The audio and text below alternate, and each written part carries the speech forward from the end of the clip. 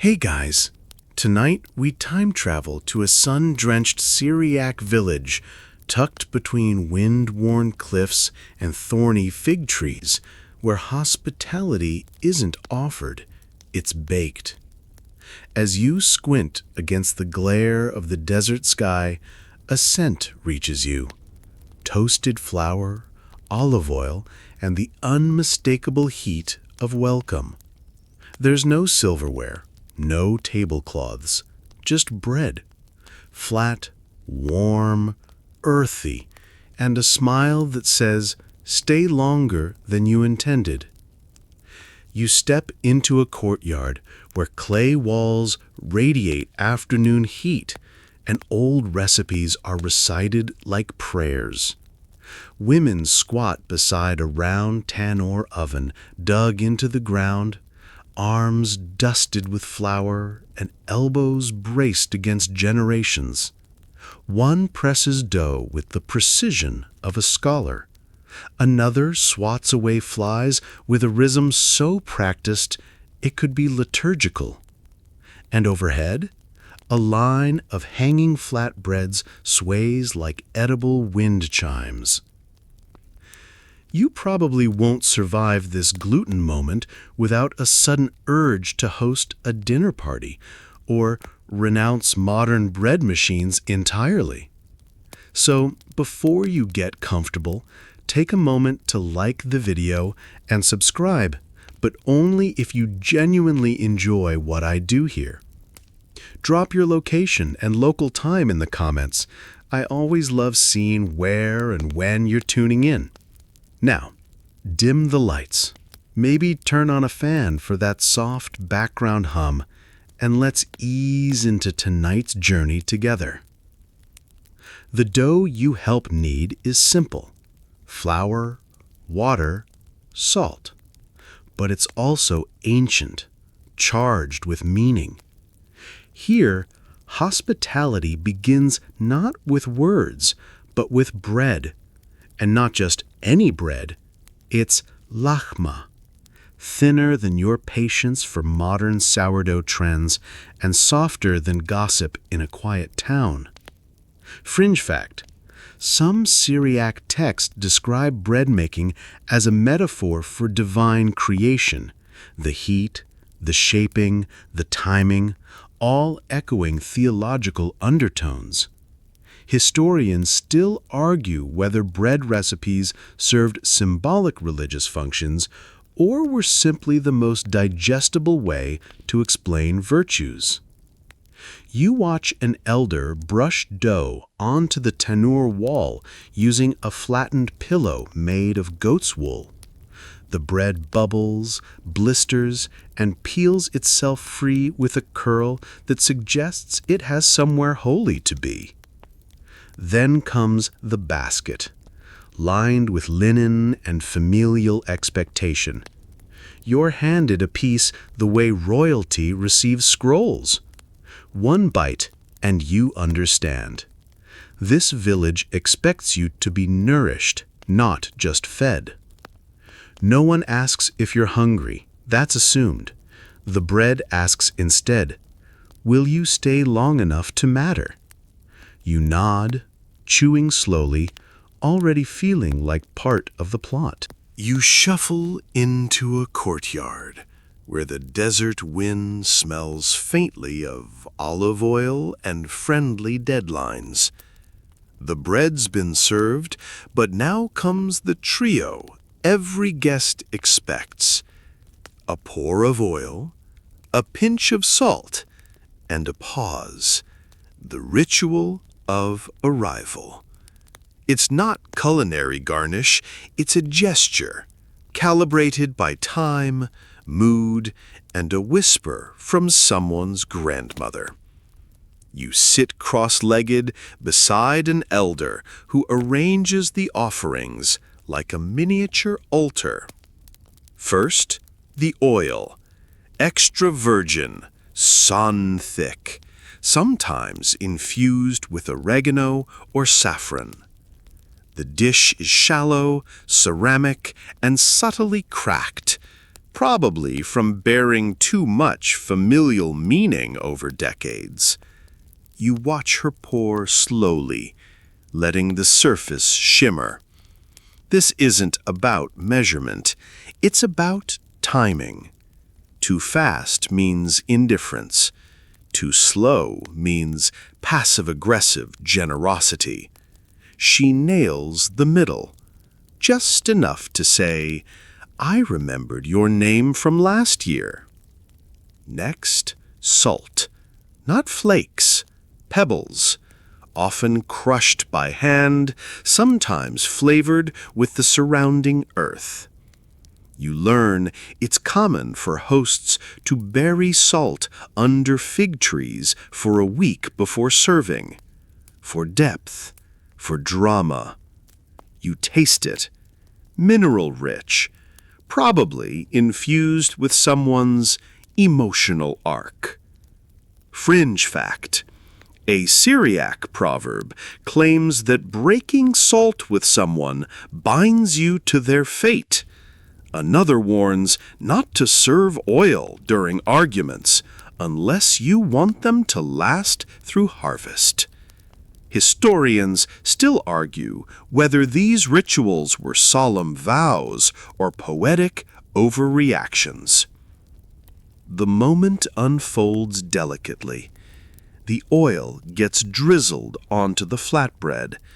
The salt's pinched and pressed along the edge, not scattered. You follow suit, mimicking the gesture. Someone nods approvingly. You're doing desert diplomacy by way of snack. No one speaks for a while.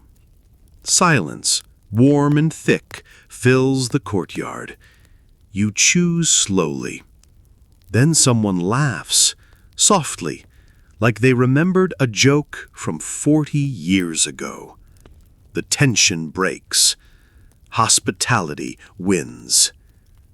The elder touches your shoulder, briefly, no words, just bread, oil, and salt. You realize something crucial. In this landscape, welcome isn't spoken, it's tasted. Tomorrow, meat simmers, and judgment comes ladle-shaped. You shuffle toward the shadow of a clay cauldron that's been simmering since sunrise. The air bristles with heat and the scent of slow forgiveness. Today, it's meat, lamb mostly, tumbled into an onion-slicked stew that whispers secrets with every bubble. You're told not to stir it unless your intentions are pure. That's not superstition, it's hospitality protocol. You sit beside the cauldron, watching an elder toss herbs with the solemnity of a priest and the panache of a retired dancer. The meat hisses briefly, then settles into meditative silence. This is no ordinary lunch. It's a moral offering, hefted from generosity, tempered by fire, and judged by whoever catches its scent. The stew's name, whispered reverently, is Zahra. Technically, that means blossoming or radiance. Practically, it's whatever desert grace decides you deserve. Ingredients vary depending on mood, weather, and who offended whom last harvest. Your host adds tamarind for tang and dried mint for emotional recovery. Fringe fact: Syriac cookbooks rarely list precise measurements. Instead, they offer ratios based on guest status. A stew made for kin demands more meat. One for strangers might rely heavily on lentils and prayer. Historians still argue whether these ratios reflect economic constraints or ethical hierarchies disguised as culinary wisdom. You watch a boy deliver a pomegranate, bright, urgent, slightly apologetic. "For my uncle," he explains. to help him be less grumpy today. It's tossed into the pot like an edible therapy session. Hospitality here isn't passive, it's diagnostic. As the pot simmers, stories unfold. Lamb represents sacrifice, but also survival. Onions cleanse. Tamarind soothes. You're invited to taste the broth, not to judge, but to listen. The flavor hits you with sun-scorched sweetness, then a sharp kick of family drama. Your host nods. You understand now. Indeed. In this landscape, meat isn't just nourishment, it's narrative, seasoned by memory, stirred by conscience, and served with hope that you'll stay humble at the table. Tomorrow, sweetness arrives. Dates, wrapped in kindness and sticky cultural commerce. You tiptoe into a shady nook behind a palm-wrapped courtyard, where a woven basket sits like royalty beneath a canopy of slow-moving flies. The scent hits first, molasses, dust, and the memory of something sweet your great-grandmother might have whispered about. It's date time. Not romantic, not rushed, just desert fruit playing high-stakes kindness. A boy hands you a plump date with reverence, usually reserved for holy relics. You bite in, sugar floods your mouth, sticky and confident. This isn't snack, it's a contract. In ancient Syriac communities, dates were more than food. They were currency, diplomacy, even apology. You're chewing your way into an alliance. The elder beside you chuckles. We used to settle land disputes with dates. The sweeter the fruit, the faster the forgiveness. He tosses one to a guest who hasn't smiled all morning. That guest snorts, then grins. Hospitality. Activated. Fringe fact. In medieval Syriac texts, dates appear not only in recipes, but in moral instruction. One tale describes a miser who hoarded dates until ants took them. He wept, then shared generously the next harvest. Historians still argue whether such stories were metaphors or just well-seasoned guilt trips. You learn that dates are offered in sequences. First plain, then stuffed with walnuts, then soaked in rosewater. Each stage reveals the host's emotional commitment. Rosewater, that's deep sentiment and bold generosity. You're not just welcomed, you're remembered. The basket refills constantly. No one counts how many. To measure generosity here is offensive. You ask who grew them. An old man nods toward the orchard with misty eyes. My brother's palms. He's gone. The trees stayed. You chew slowly. Each date has a story. Each offering is layered with memory, myth, and mildly passive-aggressive kindness. One bite, and you're part of the tribe.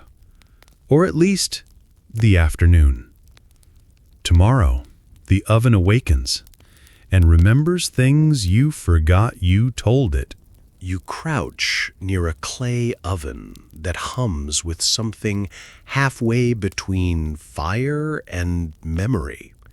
The tanur looks simple, just a dome sunk into the courtyard floor, but you're told this one knows names. That's not a metaphor. One elder claims he whispered his niece's name into the oven last spring, and the bread turned out extra fluffy. You give it a try. The oven sighs, maybe in greeting. There's something holy in this process. Dough slapped against the sides like declarations, flames fed with patience. A metal hook stands ready to fetch errant bread that rebels mid-bake. You learn quickly, don't stare too hard into the fire unless you want it to blink back. You kneel beside an auntie, whose wrists move like they're reciting from a recipe scroll and a memoir at once.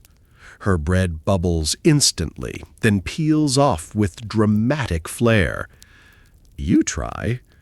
Yours sticks slightly. The oven growls. She chuckles. It's learning you. Fringe fact.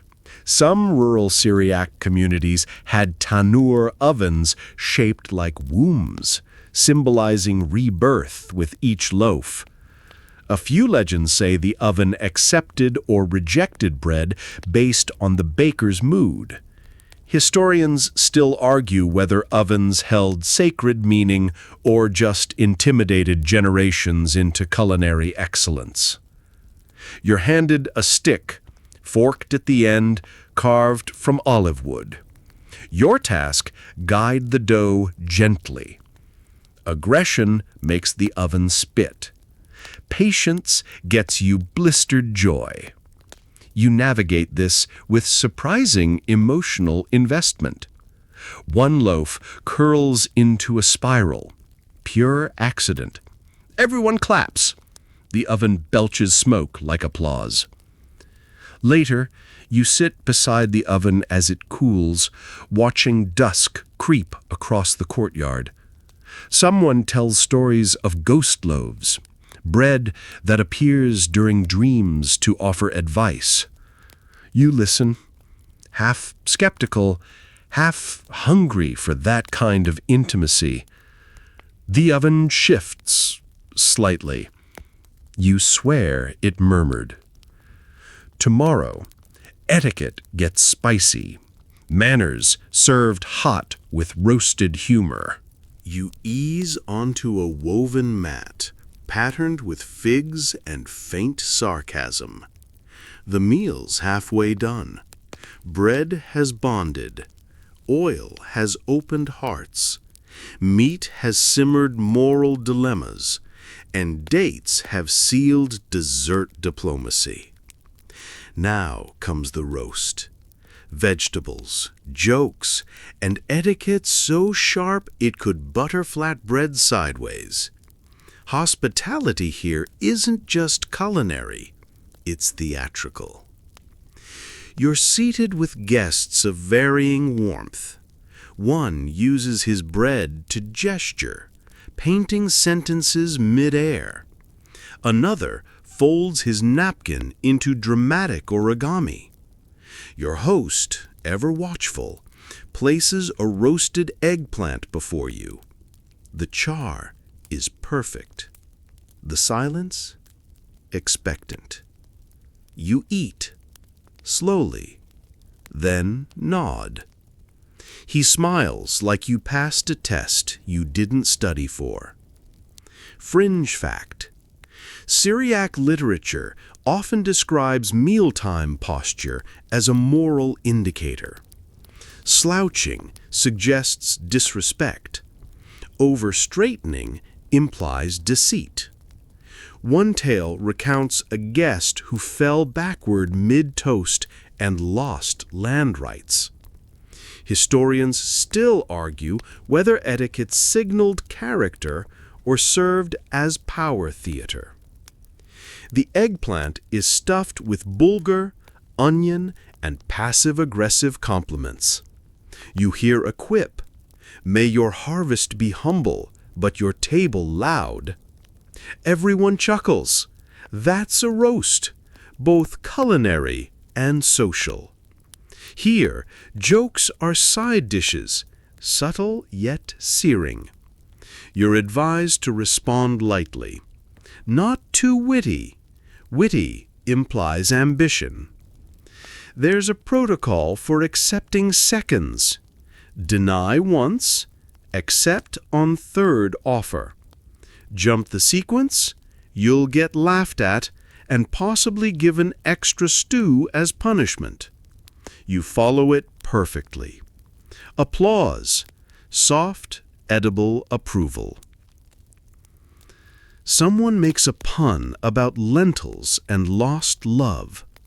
Another riffs on chickpeas and celibacy. The host beams. Humor, when respectful, is spice. But if it veers into insult, the pickles get withheld. You learn quickly. Hospitality is layered. Generosity at the top, discipline beneath, garnished with affectionate shade. You make a remark about the eggplant resembling your landlord. Everyone laughs. The host raises an eyebrow, then offers more. You've been roasted. Well, lovingly. Tomorrow, water flows, and it carries ancestral shame. You kneel beside a stone basin, carved with patterns resembling water's memory. Someone hands you a copper cup filled with well water that glints like secrets. It's cool, faintly metallic, and lined with expectation. You drink slowly. There's guilt in the aftertaste, generational, earned, and slightly minty. This isn't just hydration, it's inheritance. The well belongs to your host's great-uncle, or maybe his cousin. The ownership is fluid, like the water itself. You're told it's sacred, that someone once tossed in a sandal after a love confession, that it gives good dreams if sipped during a thunderstorm. Also, that it occasionally judges you. Fringe fact: Syriac chronicles mention wells as social barometers. One tale describes a woman who refused a marriage proposal because the guest drank too quickly. Another describes a host withholding water until the guest admitted he stole a spoon in 1272. Historians still argue whether these stories reflect actual water etiquette or serve as mythic moral filters. Today, you're in luck. You passed whatever test the well devised. Someone pats your back. A fig is offered. A baby cries softly in the background. Hospitality rolls onward. But here's the twist. Every water cup is storytelling bait. After the first sip, hosts begin unfolding anecdotes. This well, dug after a vision. The vision? A goat whispering in Akkadian. The goat? Debatable. The story? Long, winding, probably exaggerated. You listen, nod, sip again. Etiquette demands you never finish the cup too soon. To do so implies thirst, not just physical, but emotional. You leave a sip. The host grins. You understand. Later, as the sun tilts west, you watch a boy refill a jug reverently. He whispers, "Thank you," to the water. You follow suit. The well burbles approvingly. You step back, slightly wetter, slightly wiser. Tomorrow, fermented vegetables show up with pride, spice, and a mild territorial agenda. You duck beneath a shelf carved from fig wood and stuffed with jars of fermented attitude. The air tingles, vinegar, salt, and pride so sharp you nearly apologize for existing. Today's gift, pickles. Not just crunchy accompaniments, these are acidic statements. Every bite comes with subtext, most of it territorial. Your host unscrews a lid and sighs.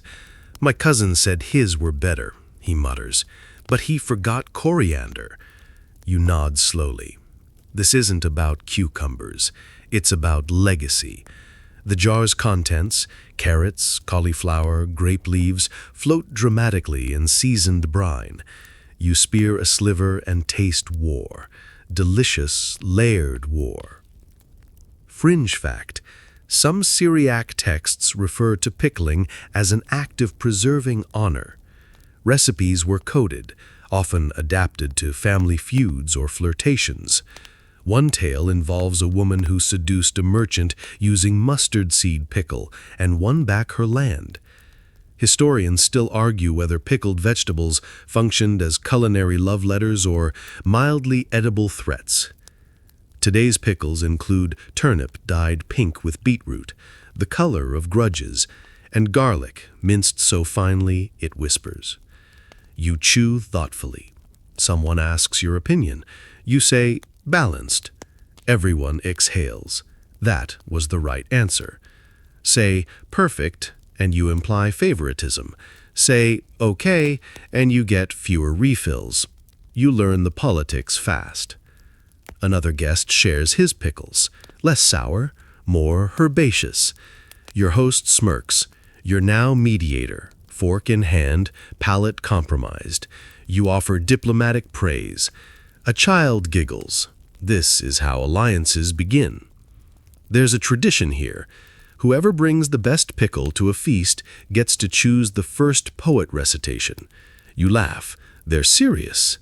Yesterday, a grandmother won with lemon peel and mint and made a teenager recite epic verses about sheep. He cried. Politely. You finish your plate. The pickles linger like plot twists. Tomorrow, coffee bubbles with spice, sentiment, and unresolved emotional foam. You settle near a brass pot where steam curls like ancestral regrets. Today, it's coffee, bitter, aromatic, and steeped in narratives older than some city-states. The host lights a small flame beneath the finjan, watching the brew bubble with a deliberate lack of urgency. This is not caffeine. This is memory, ritual, and emotional sorting, all boiled down to one porcelain cup. No sugar, just intention. You're handed a cup spiced with cardamom and served with a glance that says, "Don't talk yet." You sip. It's strong. Hug your bones strong. You exhale reverently. Someone nods in approval. You've passed the first test. Coffee arrives in rounds. First cup is peace. Second cup is friendship. Third is truth. Declining the third is interpreted as fear or mild treason. You accept it all. By the third, your eyebrows have joined hands. The brew now tastes like secrets and unresolved love letters.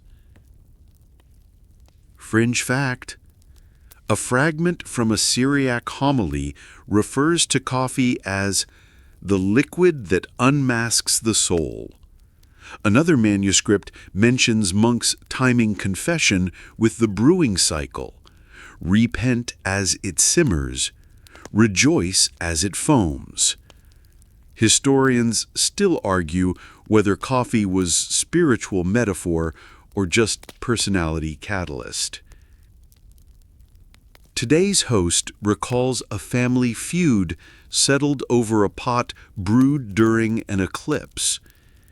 "He forgave me after the fourth cup," she says, adjusting her scarf like a punctuation mark.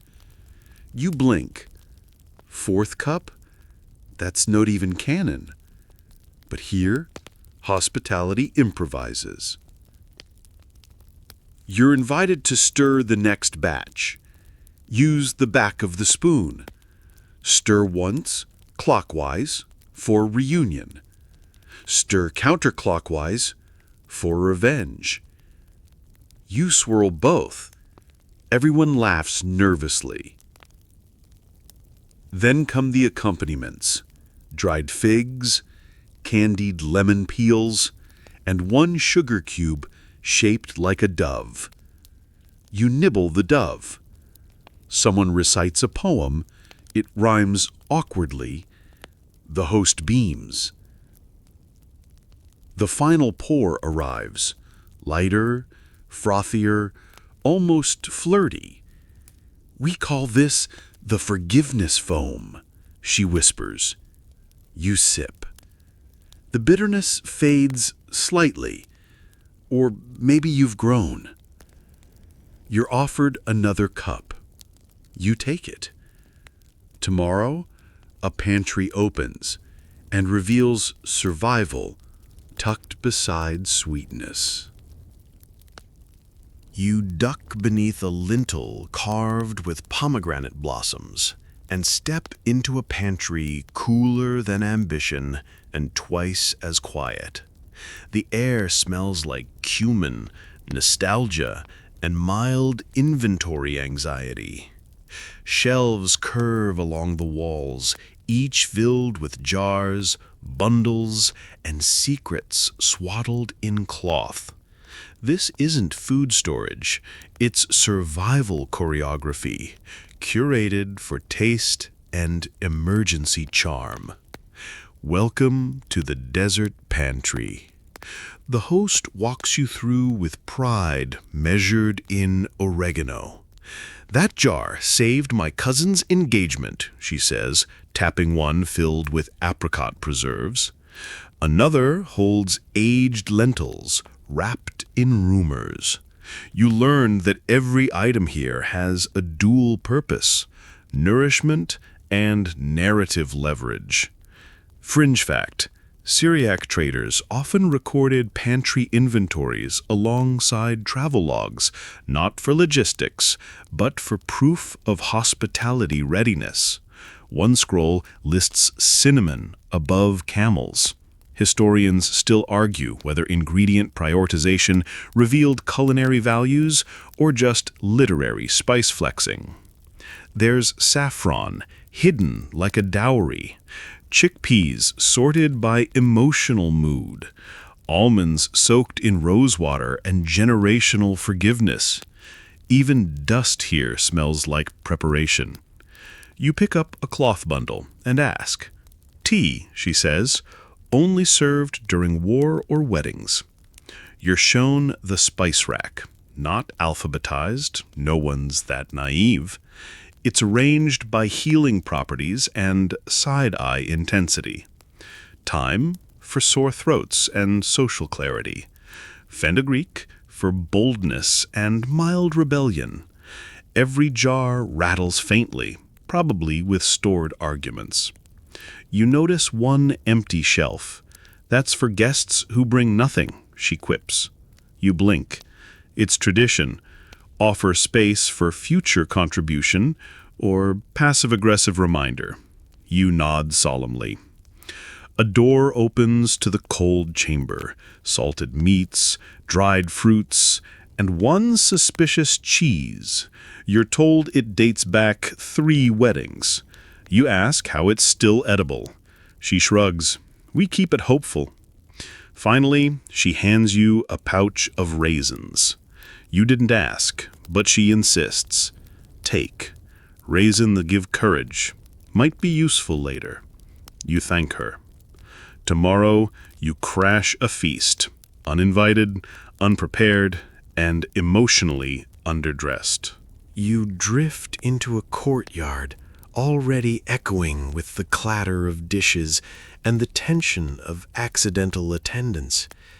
The sun hangs low, dramatic as a soap opera plot twist, casting gold across a feast you weren't invited to, but are very much present for.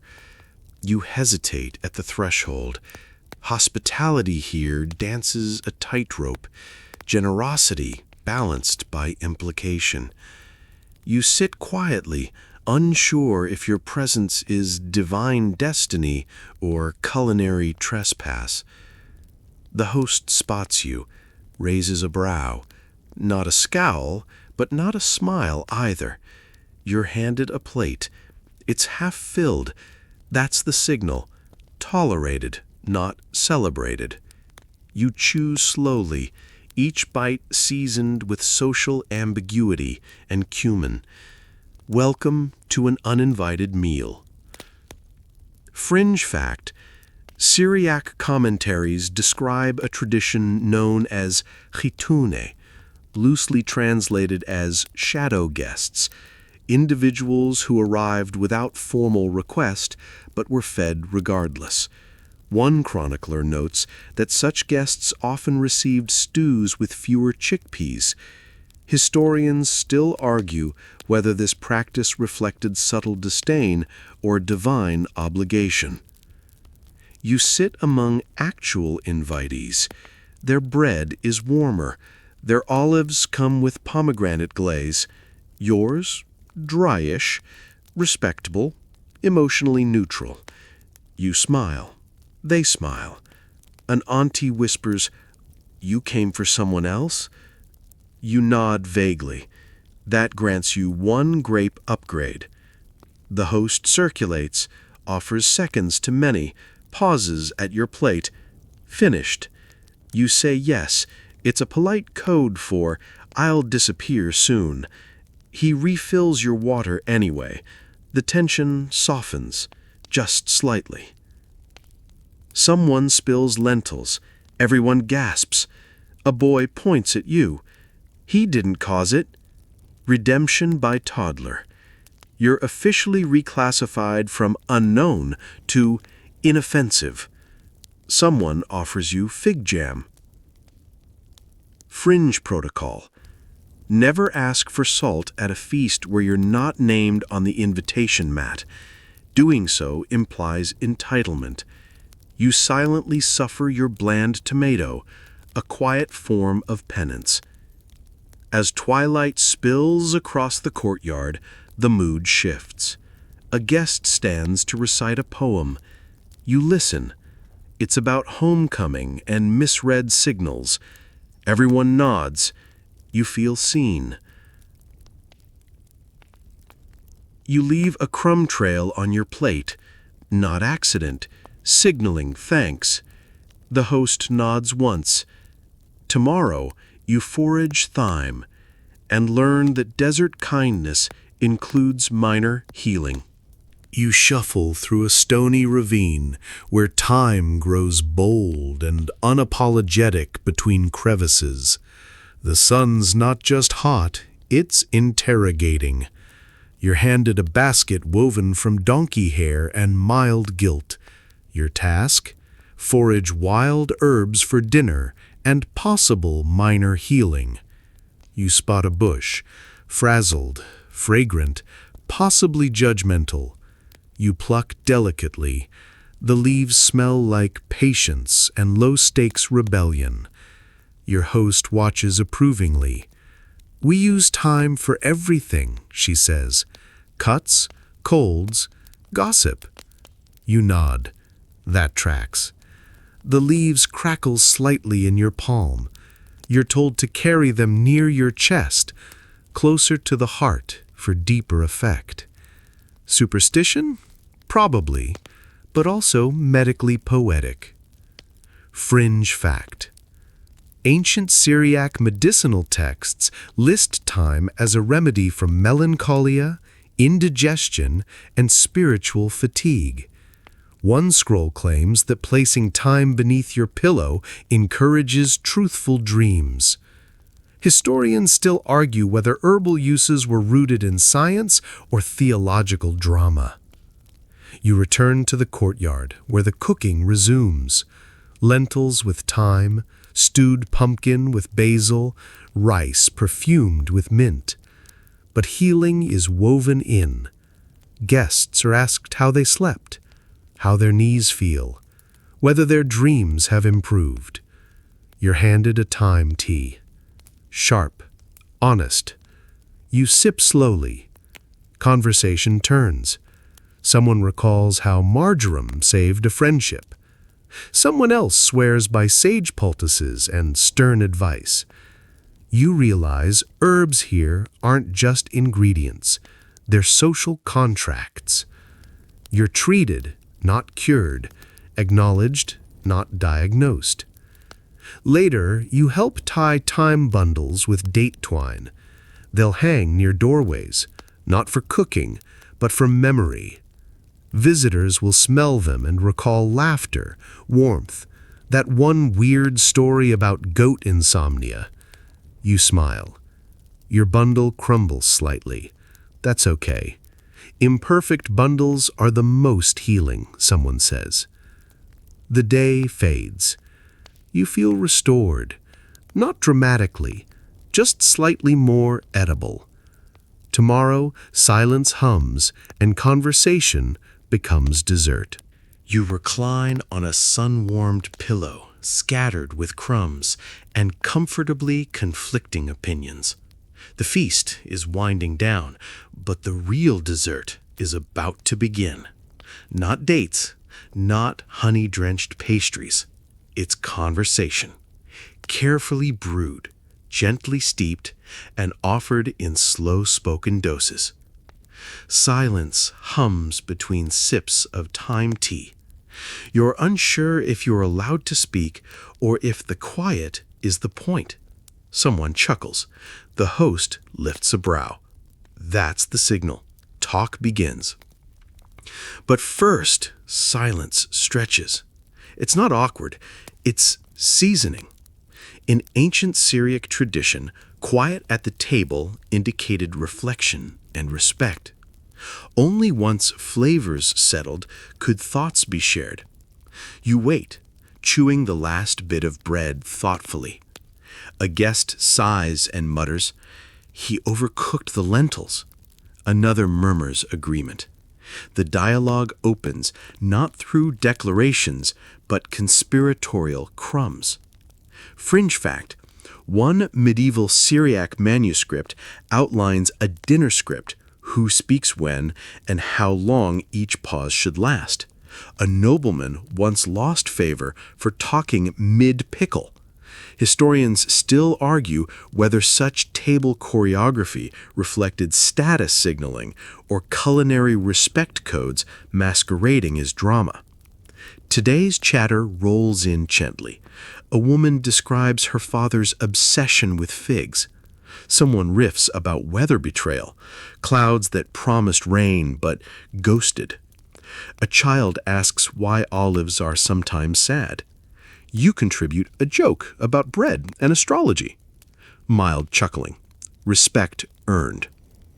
Each story loops back to food, not literally, but emotionally.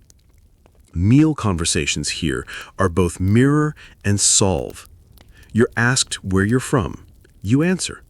Silence. Someone says, "Good bread there?" You nod. Approval granted.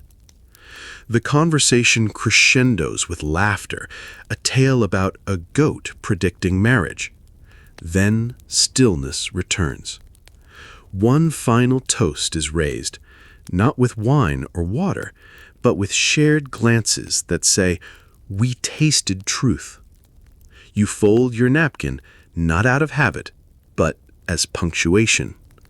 Tomorrow, leftovers return, with memory, improvisation, and slow-burning nostalgia. You rise at dawn, belly still echoing with time tea and fig logic, and step into a courtyard arranged like a memory collage. Today's palette, leftovers, intentional, poetic, emotionally simmered. You're handed a clay bowl that's not quite clean, but somehow ceremonial. A chunk of yesterday's lentils slides in, followed by fragments of pumpkin stew, stray bulgur grains, and one suspicious grape. This isn't laziness, it's atara, the art of memory stew. The host ladles broth with theatrical flourish, "This one tells Thursday's story," she murmurs. You blink. There was no Thursday. Doesn't matter. She pours until history folds into dinner. Fringe fact: Syriac meal customs often placed leftover dishes at the center of storytelling. Families recorded hybrid meals as markers of time, treating each repurposed bite as a living archive. One folk tale tells of a leftover stew so nostalgic it made a guest cry, then donate a sheep. Historians still argue whether these customs were efficient recycling or oral storytelling disguised as lunch. You eat slowly. The flavors are familiar but twisted, like a joke retold by someone who missed the punchline. One potato chunk recalls yesterday's silence. The roasted garlic hums Thursday's betrayal. You're tasting ghosts, gently spiced. A child asks what stew dreams about. The host says spilled salt and forgiveness. You believe her. Guests bring additions: a spoonful of someone else's lentil salad, a shard of pomegranate from a distant aunt. One elderly man contributes rice crust he claims predates modern irritation. It's added reverently. Conversation spirals. This stew isn't judged, it's interpreted. A guest claims it mirrors his youth. Another suggests it channels neglected ambitions. You suggest it tastes like compromise with a hint of coriander. They nod. Accurate. You learn that leftovers don't just feed, they bind. Each ingredient holds sentiment. Each spoonful reminds someone they mattered yesterday. You finish. Not stuffed, just gently filled with recollection. Tomorrow, you depart, with blessing bundles, ghost recipes, and lingering flavor footprints. You rise early, tracing footprints across the sandy path toward the orchard where yesterday bloomed in fig bundles and left-over lentils. The village is quieter today, like it's holding its breath. The scent isn't just floral, it's reverent. Something's being prepared, and it's not breakfast. It's a goodbye, woven with cinnamon, stitched with soft gazes, and plated without rush. Your host meets you at the edge of a stone table draped in embroidered linen. On it rest your goodbye dishes. Tender spiced rice molded like memory, chickpeas stewed in emotional closure, and a pomegranate split into hopeful halves. You're not a guest anymore. You're an archive. She smiles faintly and places a small satchel beside you. For the journey, she says. Inside, dried figs, raisins wrapped in thyme leaves, and a slip of paper containing a recipe you didn't ask for. It's not written fully, just ingredients and one line. Cook only when homesick. You stare at it for longer than necessary. Fringe fact: ancient Syriac hospitality included ghost recipes, oral instructions passed down only through context. They weren't taught. They arrived when you needed them. One legend mentions a traveler who recreated a stew from scent alone. Historians still argue whether these traditions preserved identity or merely protected culinary secrets from nosy neighbors. You sip one last cup of coffee, less bitter today. Cardamom still sharp, but softened by absence. The host recites a blessing. May your path remember flavor. You nod. Don't speak. Silence now serves a sacred role. Before leaving, you walk the orchard perimeter. Apple trees hum faintly. A fig drops. You pick it up, place it inside your satchel. No symbolism, just respect. The wind stirs, a whisper of time, laughter, and fermented fondness. You look back once. The doorway glows gently, not inviting you in, just acknowledging your departure. Then you walk. Wind down. Now, let your breath slow like the simmering stew from Section 3, gentle, warm, layered. You've sat through feasts, silences, and spices that spoke louder than introductions. The bread you tasted still lingers, a soft imprint of welcome. The herbs you touched crackle faintly in memory. And those pickles? They'll haunt your palate with affection and sass for a while longer. This wasn't just a lesson in desert cuisine. It was ritual, relationship, reminder that nourishment stretches beyond food. In ancient Syriac kitchens, every bite tells you who you are, where you're welcome, and how long your laughter might echo. You're not leaving the village behind. You're carrying it, crumbled gently inside that fig-stuffed pouch of memory. So close your eyes if you haven't already. Let the warmth of clay ovens tuck you in, the cool well water soothe your dreams, and the ghost recipes keep whispering as you drift off. You made it through the table's trials. And now, rest. The feast will continue, somewhere with someone, because you helped it do so.